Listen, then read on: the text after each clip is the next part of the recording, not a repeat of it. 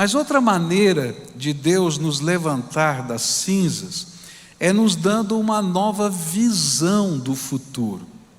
Uma visão que nos permite ter esperança, mesmo no meio das cinzas. Mesmo que a gente esteja aninhado nas cinzas, a gente pode ter uma perspectiva, uma visão de um futuro melhor. Eu me lembro de uma frase dita pelo Lula na sua posse no primeiro mandato, que certamente entrou para os anais da história brasileira, quando ele disse: a esperança venceu o medo. No entanto, nem sempre é assim, especialmente quando nós olhamos para o futuro. Nem sempre a esperança vence o medo, ao contrário, às vezes o medo vence a esperança, quando a gente olha para o futuro. Então, há muitas apreensões, há muitas ansiedades, há muitos sentimentos que inquietam a nossa alma. E isso tem a ver com as mais variadas razões que cercam a nossa vida. Se você vai ficando de cabelinho branco, né? Então você vai pensando no futuro. E aí você tem algumas apreensões quanto ao futuro. Eu me lembro que conversava com uma pessoa um tempo atrás, e essa pessoa disse para mim assim: pastor, eu não quero ficar velho. Eu disse assim: olha, filho, não tem jeito, ou você morre agora ou vai ficar velho, não tem outro jeito, né? Essa faz parte da nossa natureza. A gente vai envelhecer, as limitações vêm, e às vezes a gente fica ansioso com isso, né?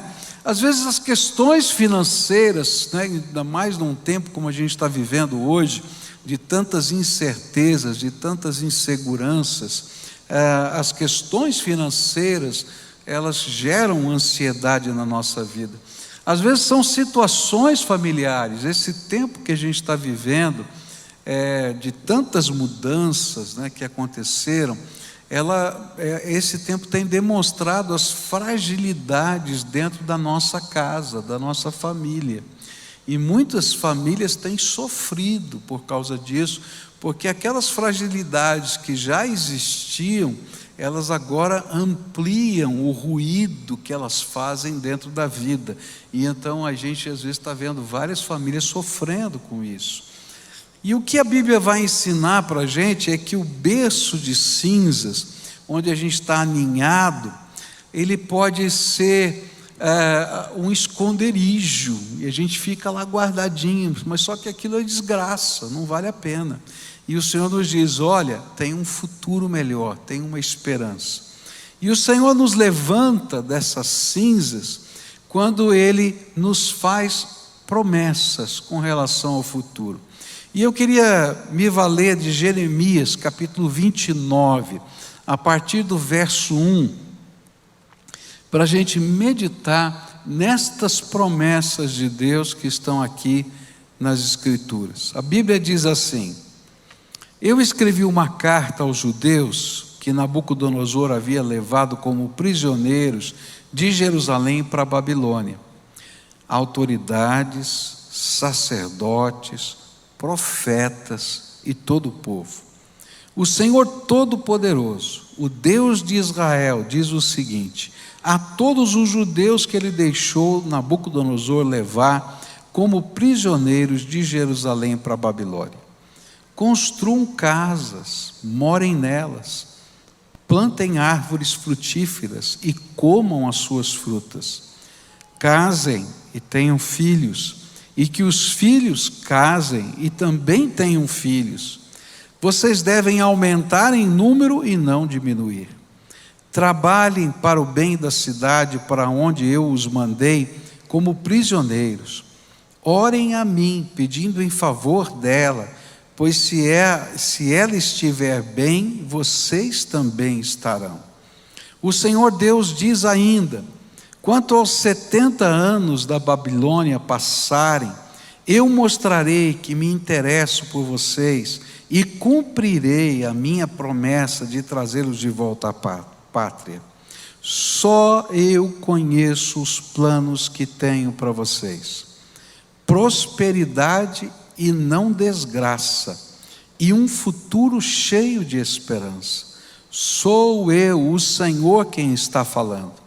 E então vocês vão me chamar e orar a mim, e eu responderei, e vocês vão me procurar e me achar, pois vão me procurar com todo o coração. Sim, eu afirmo que vocês me encontrarão, e que eu os levarei de volta à pátria.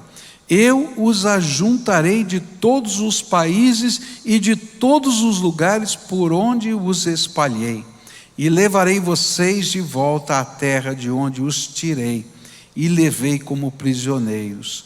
Eu, o Senhor, estou falando. Pai querido, nesta hora tão preciosa, aplica a Tua palavra ao nosso coração.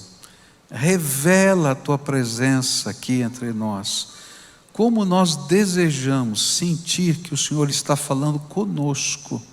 Então, Senhor, abre o nosso coração, o nosso ouvido, e com o Teu Espírito Santo ministra em nossas vidas.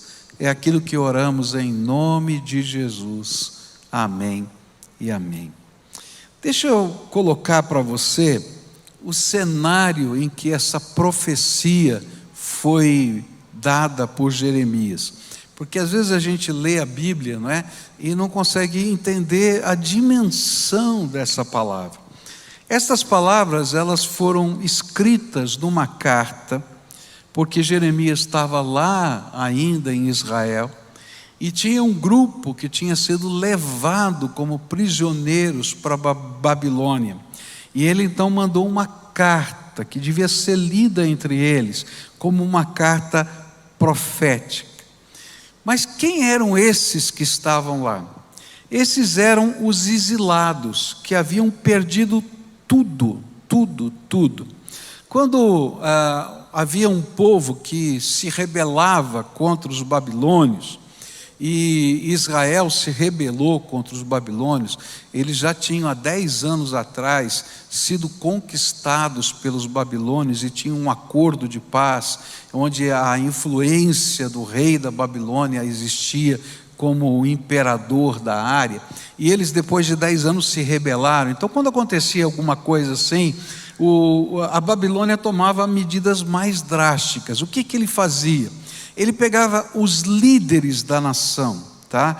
As pessoas mais influentes, as pessoas que tinham mais dinheiro, as pessoas que tinham mais estudo, as pessoas que tinham mais capacidade de, quem sabe, levantar uma revolta. E ela então levava para a Babilônia como exilados. Essas pessoas perdiam tudo, absolutamente tudo. Elas só podiam ir para a Babilônia ou para um outro país que eles colocassem como lugar de exílio, com aquilo que pudessem carregar numa viagem que faziam a pé, de cerca de mais de 1.280 quilômetros. Então não dá para você carregar muita coisa, só o que dá para aguentar numa viagem dessa. Então essas pessoas, elas perderam a sua liberdade. Elas tinham sido retiradas das suas casas, as suas casas tinham sido, eles tinham sido expropriados das suas casas, a Babilônia dava a casa deles para uma outra pessoa. Eles tinham perdido os seus empregos, o jeito de ganhar dinheiro já não podia ser o mesmo, porque eles eram exilados agora. Eles tinham sido separados dos seus familiares. Parte da família ficava lá na terra, a outra parte era levada para esse novo lugar. E nesse contexto, lembra que não tinha internet, não tinha videochamada, não é? Então você nunca mais, a probabilidade é que nunca mais você visse ao longo da sua vida os seus queridos. Essa era a ideia. Sem contar que alguns não aguentavam a caminhada e morriam no meio do caminho. Eu acho que para a gente ter uma perspectiva do que significava isso, é a gente olhar o que aconteceu em anos passados com esses exilados, né, que saíram da Síria procurando um lugar de refúgio, saíam com a roupa do corpo, não é? E migravam de qualquer jeito, sem qualquer estrutura. Eu acho que era mais ou menos isso que daria para a gente formar um cenário. E essa era uma situação totalmente desesperadora. E aí uma série de perguntas vem, né? Como eles poderiam enfrentar esse momento tão difícil na vida? Será que havia alguma maneira de ressurgirem das suas próprias cinzas? Que atitudes eles deveriam ter diante de um futuro tão incerto? E é nesse contexto que Deus então manda Jeremias mandar para eles uma profecia. E nessa profecia a gente vai aprender algumas atitudes que Deus quer nos ensinar para que a gente possa ressurgir das cinzas. Eu vou começar essa mensagem agora de manhã e vou concluí-la no culto da noite. Então a primeira atitude está aqui no versículo 11, onde diz assim: só eu conheço os planos que tenho para vocês, prosperidade e não desgraça, e um futuro cheio de esperança. Sou eu, o Senhor, quem está falando. A primeira atitude para que possamos ter uma nova visão do futuro é fé. Se eu não tiver fé num plano que Deus tem para a minha vida, eu vou ficar no desespero. E o que Deus está dizendo, olha, vocês podem ter fé, porque eu sei o plano que eu já preparei para a vida de vocês. É por isso que o profeta introduz a mensagem de esperança com a expressão: só eu, Deus está falando, só eu sei os planos que tenho para vocês. A gente está dizendo aqui, só Deus conhece o plano que Ele tem para a minha vida e para a sua vida. E se eu não crer que Ele sabe, que Ele conhece, que Ele tem um plano, então eu não vou conseguir sair do lugar, porque eu já esgotei as minhas forças e as minhas energias. Só Deus conhece, só em Deus há um futuro, porque o Senhor é eterno, e o futuro para Ele faz parte da sua essência.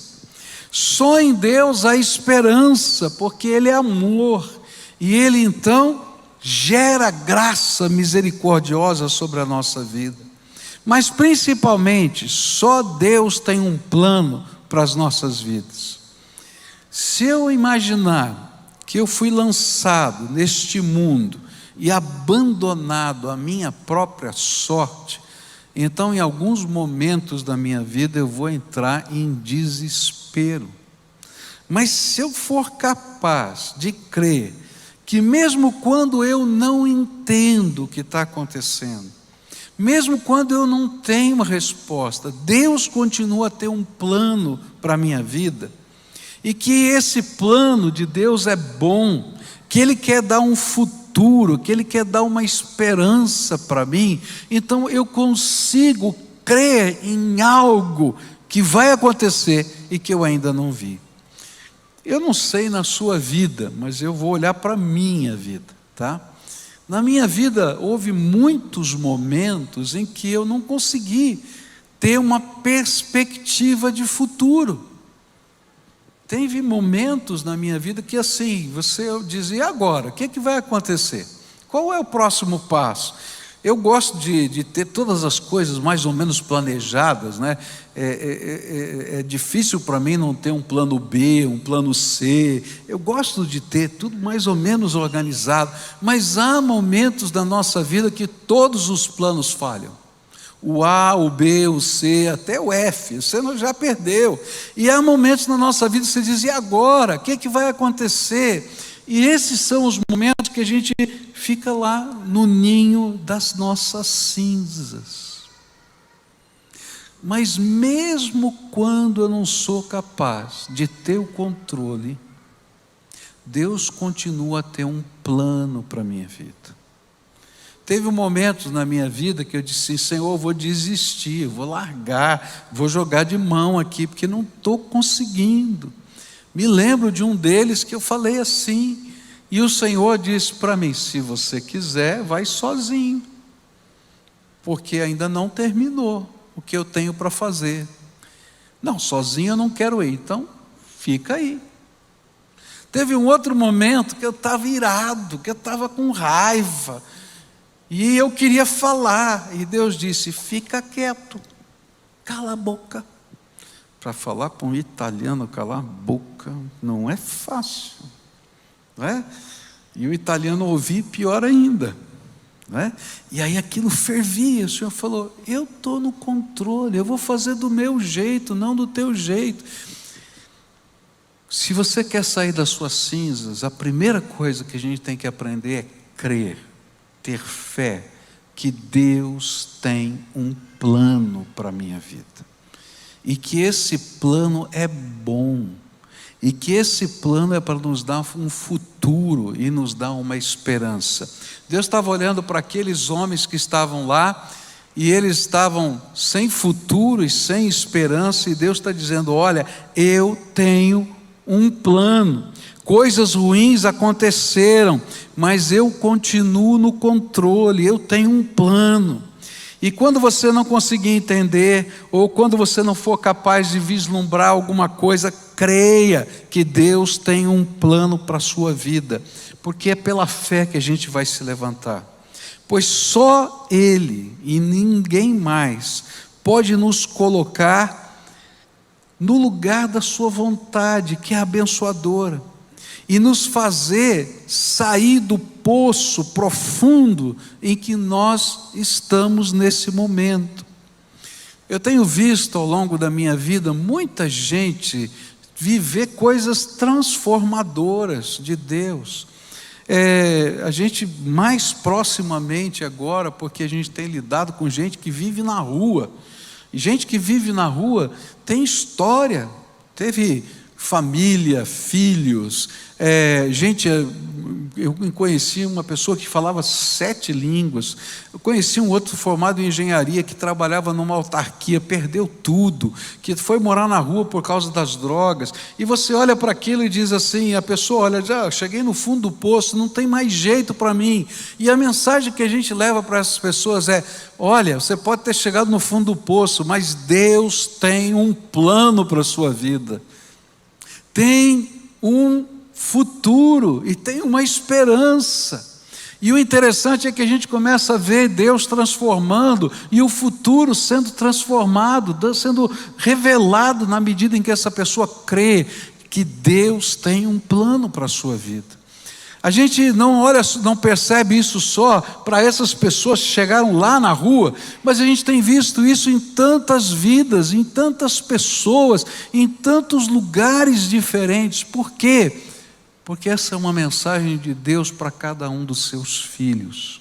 Ele tem um plano para a sua vida, tem um futuro e tem uma esperança.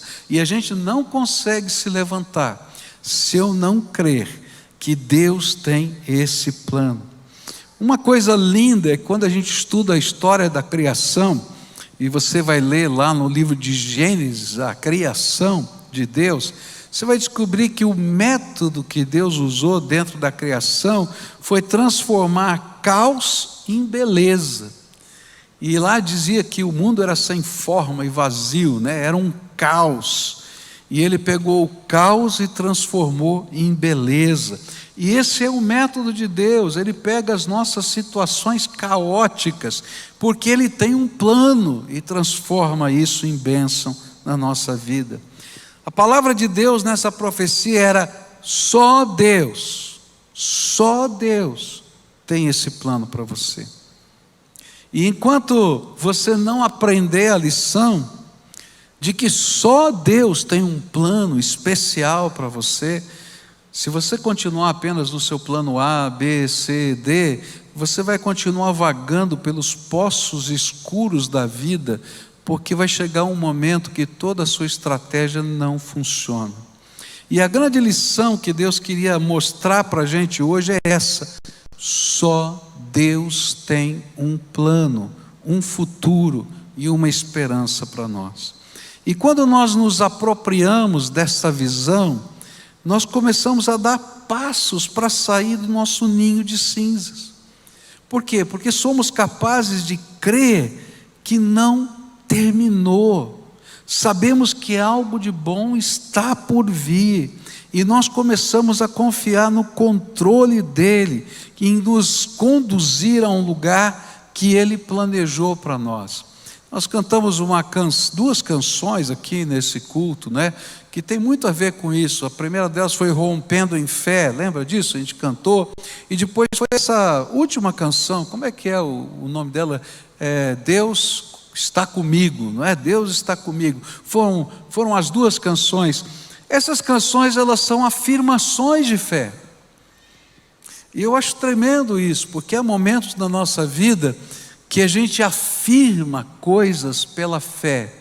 Eu não estou vendo, eu não estou percebendo, mas eu creio, porque a palavra de Deus me garante, e eu afirmo pela fé aquilo que a palavra me disse, e eu tomo posse disso pela fé.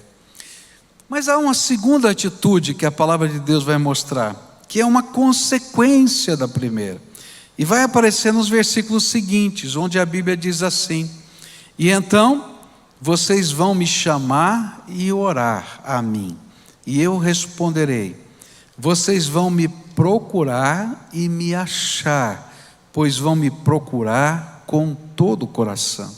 Sim, eu afirmo que vocês me encontrarão, e que eu os levarei de volta à pátria.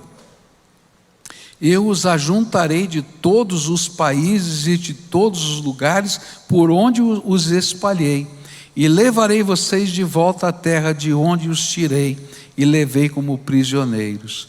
Eu, o Senhor, estou falando. A segunda atitude, ela só pode ser vivida por pessoas que já descobriram que só Deus tem um plano, um futuro e uma esperança.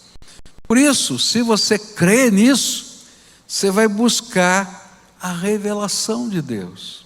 Senhor, qual é o plano que o Senhor tem para mim? Qual é o futuro que o Senhor tem para mim? Qual é a esperança que o Senhor quer semear no meu coração? E a Bíblia diz que a gente busca isso de todo o coração, de toda a alma, com todas as nossas forças, com todo o nosso entendimento. E a palavra de Deus nos promete que Ele revela. Jesus disse: batei e abrir-se-vos-á, buscai e achareis, pedi e dar-se-vos-á. E é nesse processo em que eu creio que Deus tem um plano, e eu começo a pedir para Ele revelar, é que as coisas começam a acontecer na nossa vida, e Deus começa a trabalhar transformações. Quando eu estava estudando a história desse povo, eu descobri coisas tremendas que Deus fez. Eles chegaram lá, e a palavra de Deus diz para nós que a profecia foi essa: olha, construam casas, plantem árvores, não é isso? Frutíferas, comam as frutas que essas árvores vão produzir, deem os seus filhos em casamento, não é isso? Multipliquem-se nessa terra, porque vocês vão ficar aí 70 anos.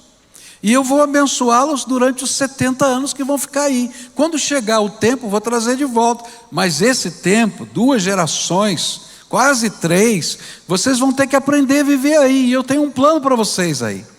E coisas tremendas vão acontecer. Os israelitas até então eram apenas uma nação agropastoril. O que eles sabiam fazer era plantar e cuidar do gado.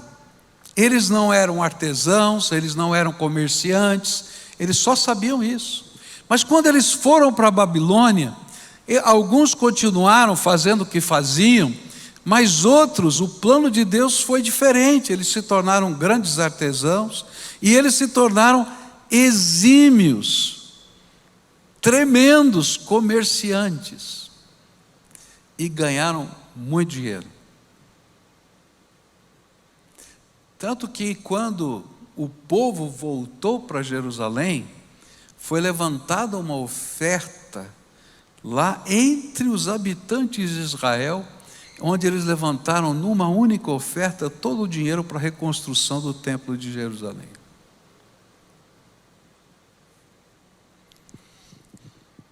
só Deus conhece o plano que tem para você. E a gente vai ter que buscar esse plano dele, em oração, de toda a alma, com todo o entendimento, com todas as forças, porque Deus fala conosco. E na medida em que Ele vai falando, Ele vai dando direção, Ele vai fechando portas e vai abrindo portas. Eu aprendo na minha vida que tanto a porta fechada quanto a porta aberta é uma bênção de Deus para a minha vida. Tem portas que Deus fecha, que Ele está dizendo: estou te abençoando com essa porta fechada. E tem portas que Ele abre, que dá medo para a gente, porque elas são grandes demais. Eles podem entrar, porque eu vou te abençoar. Mas eu só tenho coragem de entrar quando de todo o meu coração eu busquei e ouvi a voz de Deus: pode entrar. E aí coisas tremendas de Deus acontecem, porque só Deus conhece o plano que Ele tem para a nossa vida. Na década de 1950, por volta disso, depois da Segunda Guerra Mundial e depois da Guerra da Coreia, os habitantes da Coreia do Sul estavam tremendamente combalidos, a economia estava destruída, não tinham recursos, não tinham como continuar, estava uma pós-guerra terrível ali. E um grupo de mulheres cristãs começaram a se reunir 4 horas da manhã para orarem pelos seus esposos poderem trabalhar e ganhar dinheiro para sustentar sua família. Orarem pela nação que estava quebrada. Orarem pela evangelização da Coreia, que naquela época era budista na sua grande maioria, para que houvesse uma conversão ao cristianismo. Eu conheci algumas dessas mulheres que estavam vivas ainda, quando estive lá na Coreia para um congresso que aconteceu perto do ano 2000, acho que foi final dos anos 90, um pouquinho antes do ano 2000. E nós pudemos estar junto com uma das senhoras que foram líderes desse movimento durante aqueles primeiros anos. E elas deram o seu testemunho. E se você for numa igreja coreana hoje, você vai encontrar todas as igrejas coreanas abertas às 4 horas da manhã, porque aquele movimento de oração que começou com aquelas mulheres se espalhou pela Coreia toda. E as pessoas começaram a orar pela nação, orar pela sua família, pelos empregos, pelos maridos, pelos processos, pela salvação. E isso gerou efeito, porque Deus tem planos. E Ele revela os planos. Aquela senhora que deu testemunho, era naquela época, não sei se ela está viva hoje, porque ela já era bem idosa, ela era esposa de um dos maiores empresários da Coreia, um desses quebrados dos anos 1950. E a igreja onde ela deu testemunho era uma igreja lindíssima, cavada na rocha. Deve ter custado uma fortuna para fazer aquilo, porque todo o terreno era uma pedreira. Então cavaram na rocha para construir aquela igreja. E aquela igreja tinha sido uma doação daquela família, porque Deus tinha abençoado tremendamente. E aquele congresso estava acontecendo naquela igreja. E ela foi uma das pessoas que deu testemunho. Só Deus conhece os planos que tem para você. Mas se você acredita nisso, você tem que buscar Deus de todo o coração, de toda a alma, todo o entendimento, e pedir para Ele: revela para mim o teu projeto. Qual é o próximo passo? Qual é o próximo passo? E aí o Senhor começa a ensinar a gente um pedacinho de cada vez. E Ele fala, Ele mostra, e Ele abençoa os projetos que são dEle. Deus não é responsável pelos seus projetos, mas Deus é responsável pelos projetos que Ele revela para você. E a gente andar debaixo dos projetos de Deus é tremendo, porque Se eu sou responsável pelos meus projetos, eu vou chegar logo ao meu limite. Mas se eu sou parte do projeto de Deus, e o projeto de Deus, queridos, não envolve só coisas espirituais. Deus tem um projeto para a tua vida profissional, Deus tem um projeto para a tua vida afetiva, Deus tem um projeto para o teu casamento, Deus tem um projeto para os teus filhos, Deus tem um projeto para os teus estudos, Deus tem um plano para a sua vida. Se você crê nisso, se você começa a buscar isso de Deus, então Deus é responsável pelos projetos dele, e ele começa a derramar graça sobre a vida dos seus filhos.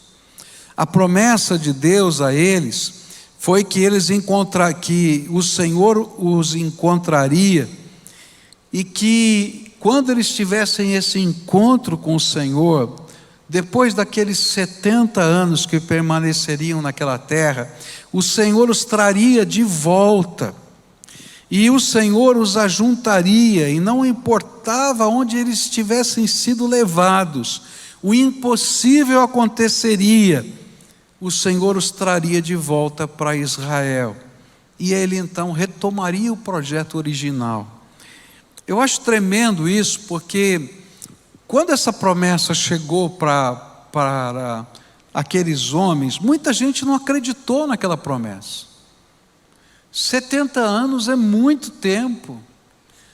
Ok, se a gente vai construir casas, montar tudo isso aqui e tal, voltar agora, como é que vai ser? Não tem outro jeito. E aqueles que entraram nas nossas casas e as nossas terras, não vai ter jeito, não tem lugar para nós mais. A vida vai passando. E o Senhor falou, não, daqui 70 anos vocês vão voltar. E o que aconteceu? Depois de 70 anos, o Senhor permitiu que a cidade de Jerusalém fosse reconstruída, o templo fosse reconstruído e a nação fosse ressuscitada. Alguém poderia dizer, não, isso é impossível, será que aconteceu? Então, para você não duvidar, Deus fez uma segunda vez. No ano 1948, depois da Segunda Guerra Mundial, os judeus que tinham sido perseguidos na Europa, e os judeus que estavam em vários países do mundo, começaram a voltar para a Palestina. E em 1948, a ONU reconheceu a existência do Estado de Israel. E olha, eles eram gente de todos os países do mundo, falavam muitas línguas diferentes, dependendo da origem deles, do lugar em que eles vieram. E quando eles decidiram então formar a nação, eles disseram, nós precisamos ter uma língua. A nossa língua é o hebraico. E cerca de 1870 anos, não existia nação de Israel, e nem o hebraico era falado, era uma língua morta. Só os eruditos conheciam essa língua para ler a Torá nas sinagogas. E eles disseram, não, todo mundo vai aprender hebraico. E qual é a língua que se fala em Israel hoje? O hebraico. E a nação que não tinha terra, tem lá um monte de guerra, um monte de problema, está lá. Para Deus está dizendo para a gente assim, não tem impossível para mim. 1870 e tantos anos depois, no ano 70 depois de Cristo, o general Tito destruiu a cidade de Jerusalém e espalhou os judeus pelo mundo. E desde o ano 70 depois de Cristo não havia nação de Israel. O que Deus está dizendo? Eu tenho um plano. E se você buscar de mim esse plano para a tua vida, eu vou derramar graça, porque eu sou responsável por esse plano.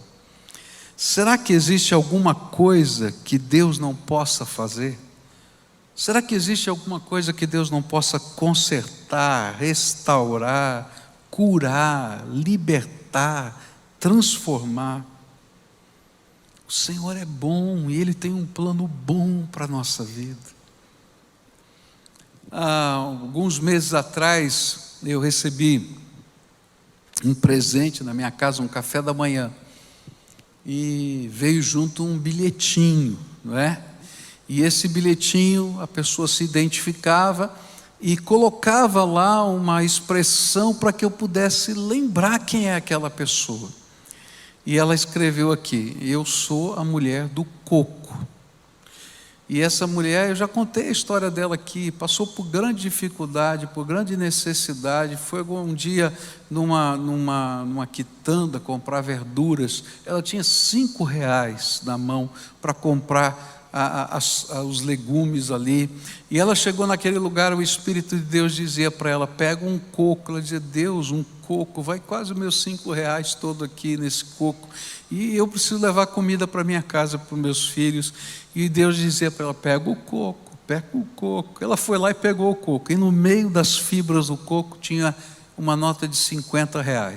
Ela fez a feira toda, ela fez tudo o que precisava, e ela então depois, caminhando com Deus, aprendendo a orar, buscar esse futuro que Deus tem para a vida dela, Deus foi abençoando. E ela nessa cartinha escreveu: Deus tem me abençoado muito. Eu e a minha sogra abrimos uma confecção e Deus tem abençoado a nossa confecção. O meu marido abriu um aviário que vende ração e outras coisas, e Deus tem abençoado muito o trabalho dele. E agora eu estou abrindo essa empresa de café da manhã, de fazer cesta café da manhã, e Deus tem me abençoado muito. Por isso eu estou mandando nesse dia especial do Senhor esse presente, né? E escreveu lá: eu sou a mulher do coco. Deus tem planos que eu não conheço, eu não sei quais eram as ideias, os planos, os sonhos que aquela mulher tinha antes disso, mas Deus estava trabalhando na vida dela enquanto ela estava buscando o Senhor. Queridos, o que eu vim dizer para você hoje é que no meio dessa pandemia, no meio de 13 milhões de desempregados, no meio de gente que eu tenho visto que tem sofrido, gente que tem passado por dificuldades, gente que Deus tem mandado um maná todo dia, não tem faltado, porque Deus é fiel, mas falta perspectiva, tem faltado perspectiva. Eu quero dizer que no meio de tudo isso, Deus continua a ter um plano para a tua vida, e Deus continua a ter um futuro e uma esperança, e que esse plano Ele vai revelando dia após dia, onde Ele mexe na nossa zona de conforto, Ele nos tira daquilo que a gente estava fazendo. Olha, eu acho que os judeus nunca imaginaram que eles iam virar artesãos, eles nunca imaginaram que eles iriam virar comerciantes, mas Deus mexeu nisso, e até hoje eles fazem isso, e fazem muito bem, porque lá naquele tempo o Senhor mudou a história deles. E Deus está mudando a nossa história. Deus quer mudar a história do seu trabalho, da sua família. Deus quer mudar a história da sua vida espiritual. Deus quer mudar, porque Ele tem um plano melhor do que aquele plano A, B, C, D, E, sei lá qual que você já está, que letra você já está, que você mesmo idealizou. Ele tem algo melhor, e quando a gente crê nisso e começa a buscar, Deus começa a revelar, abrir portas e fechar portas. E cada vez que Ele está abrindo ou fechando, a gente diz: Senhor, eu quero saber a Tua vontade. Qual é o próximo passo? Qual é o próximo passo? Nessa manhã eu queria orar com você. E a oração é um desafio de fé. Você é capaz de crer que Deus tem um plano para a sua vida? E você é capaz de confiar a sua vida a esse propósito de Deus, a esse plano? Isso é uma entrega. É uma entrega. É interessante porque enquanto aqueles judeus estavam lá na Palestina, eles estavam em rebeldia contra Deus. E Deus teve que permitir que muitas coisas acontecessem para eles redescobrirem o servir ao Senhor. Há uma coisa muito interessante que vai acontecer com Israel depois da Babilônia. Até a Babilônia, os israelitas eram idólatras. Não sabiam adorar um único Deus. mas foi no cativeiro babilônico que nunca mais eles se tornaram idólatras, porque eles descobriram que só Deus tem um plano para a vida deles. O Senhor hoje quer trabalhar na vida de cada um de nós, nos dando essa fé de que Deus tem um plano, e nos dando uma fome de buscar esse plano em oração. E gente, Deus faz coisas tremendas. Eu estava relendo a história, não é? Dos irmãos morávios. Eu fiquei impressionado, porque eu sempre soube que houve uma reunião de oração que durou 100 anos, mas eu nunca soube como é que aquela reunião começou direito e como é que funcionou. E às vezes a gente fica imaginando que as coisas só vão acontecer se tiver milhares de pessoas fazendo isso, se tiver uma pessoa ungida que vai fazer isso, aquilo. Deus quer fazer isso na minha vida e na tua vida. Ele vai responder ao seu coração. E aquela reunião de oração começou com alguns propósitos. Eles queriam 24 homens e 24 mulheres que pudessem dedicar 1 hora de oração por dia, para cobrir as 24 horas do dia. Então eram 48 pessoas, de 2 em 2, que iam para uma capela dentro daquele condado, daquela terra onde eles moravam. Quem eram os irmãos moráveis? Estava tendo uma grande perseguição aos protestantes no mundo, e não tinha lugar para protestante na terra. Então o conde Zinzendorf abriu as suas terras como um lugar de refúgio, e as pessoas iam chegando de vários lugares diferentes para poderem viver, porque tinham perdido tudo, não tinham nada mais. Mas só que lá era um lugar confuso, porque cada um falava uma língua, cada um tinha uma maneira de enxergar a sua fé, cada um tinha a sua maneira de trabalhar, de produzir, não havia como rentabilizar para servir a todo mundo. E então os motivos de oração daquela oração: primeiro, daquela reunião de oração, unidade, que eles pudessem ser um povo, não mais um monte de gente lá desterrada. Segundo, prosperidade, porque eles precisavam ganhar dinheiro para sobreviver, porque eles tinham perdido tudo. Terceiro, um avivamento lá e em toda a terra. Quarto, que as pessoas pudessem conhecer Jesus entre os povos que nunca ouviram falar de Jesus. E esses eram os motivos que eles estavam lá, de hora em hora, 2 em 2 orando. O tempo foi passando, Deus foi trazendo mais gente, mais gente, mais gente, e Deus começou a responder. Primeira coisa, num dia, num culto de ceia, ninguém sabe explicar exatamente o que aconteceu. Provavelmente não tem acontecido nada de extraordinário, nenhum milagre extraordinário, a não ser um grande quebrantamento e uma grande visitação do Espírito. O povo começou a chorar, a se derramar na presença de Deus. E em torno da ceia do Senhor que eles estavam celebrando, nasceu a unidade daquele povo chamado irmãos morávios. Primeira resposta. Segunda resposta era prosperidade, lembra disso? E aí Deus começou a trabalhar. Alguns trabalharam a terra, outros começaram a se tornar artesãos, outros trabalhavam o comércio, e aí eles inventaram um negócio muito parecido com as cooperativas.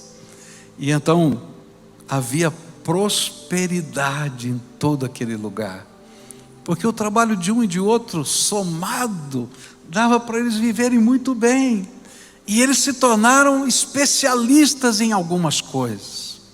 Segunda oração respondida.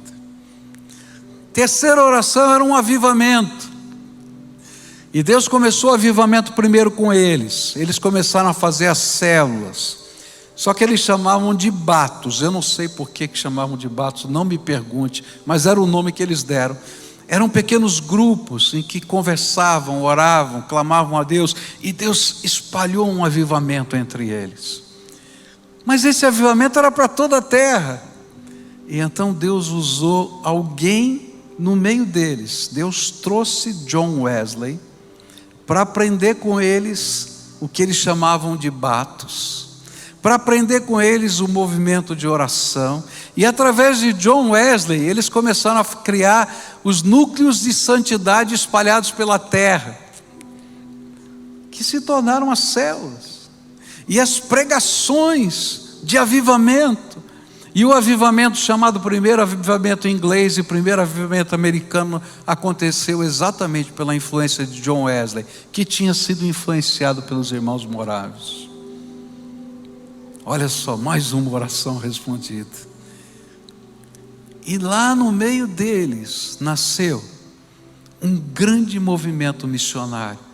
Missionários para os lugares mais estranhos da terra foram enviados daquela colônia, daquela comunidade, porque eles tinham a visão de missões e influenciaram o mundo cristão com a sua visão de missões.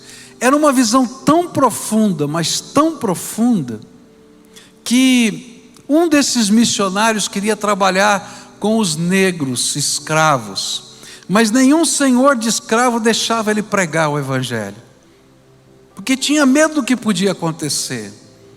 Mas aquele homem tinha tanta convicção de que esse era o propósito de Deus, que fez uma loucura. Se entregou para aquele senhor de escravos como escravo, só para viver nas senzalas e falar de Jesus para aquelas pessoas. E milhares de negros escravos se converteram, porque tinha um missionário dentro da senzala. Eu quero dizer para você que Deus tem um plano para a sua vida, e que Ele vai revelar o plano que Ele tem para você, se você buscar com todo o coração, toda a alma.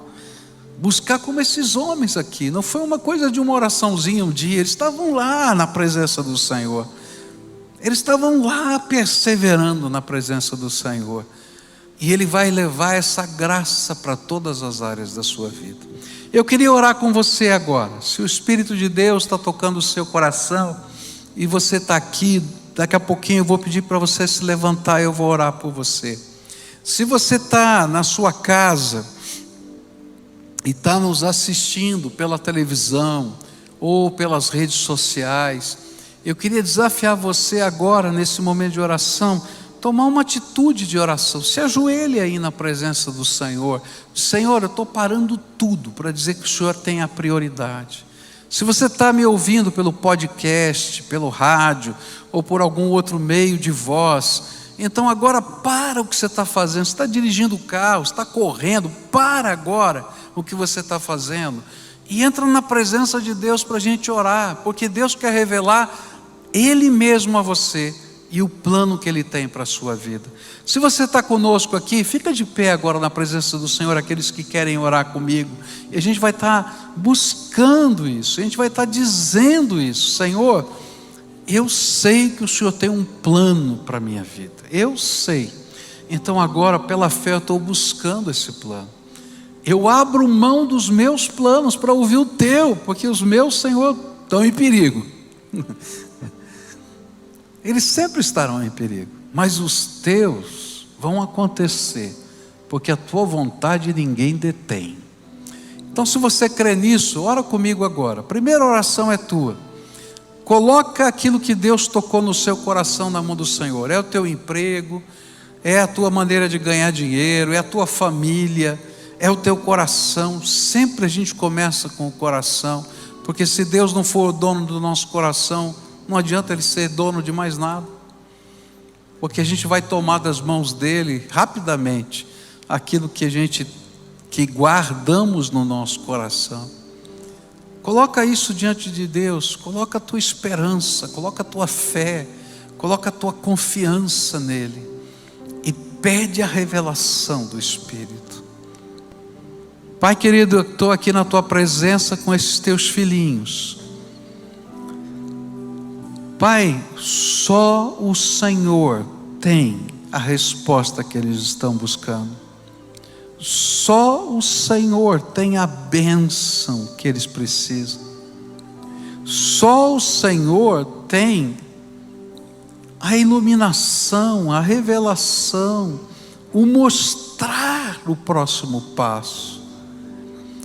Pai, tem gente quebrada emocionalmente, tem gente quebrada financeiramente, tem gente machucada, e nessa hora eu quero te pedir: vem com o teu Espírito Santo sobre o teu povo agora, e começa a abençoar.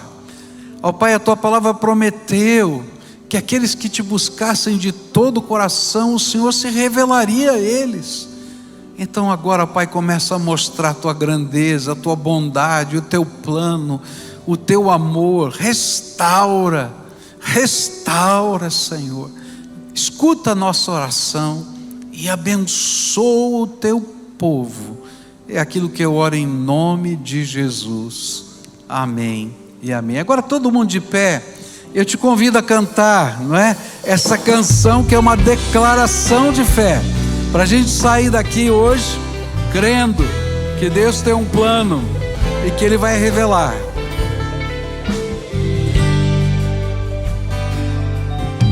Cada vez que a minha fé é provada,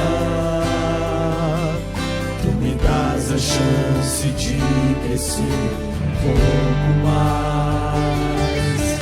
As montanhas e vales, desertos e mares que atravesso me levam pra perto de Ti.